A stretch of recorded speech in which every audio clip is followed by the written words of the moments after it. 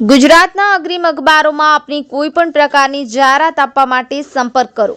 જાહેરાત વ્યાજબી ભાવે પ્રસિદ્ધ કરી આપવામાં આવશે.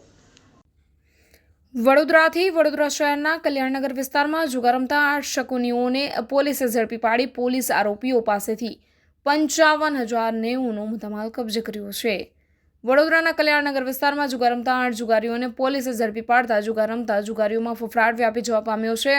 પ્રાપ્ત માહિતી અનુસાર વડોદરા સર્વેલન્સ સ્ક્વોડના પોલીસ સબ ઇન્સ્પેક્ટર તથા સ્ટાફના માણસો સાથે પોલીસ સ્ટેશન વિસ્તારમાં પેટ્રોલિંગમાં હતા. તે દરમિયાન પોલીસને બાતમી મળી હતી કે કલ્યાણનગર વુડાના મકાન C4 પાસે આવેલ કમ્પાઉન્ડ હોલ નજીક પાર્કિંગની ખુલ્લી જગ્યામાં કેટલાક ઇસમો પત્તા પાના તથા રૂપિયા વડે હાર જીતનો જુગાર રમે છે.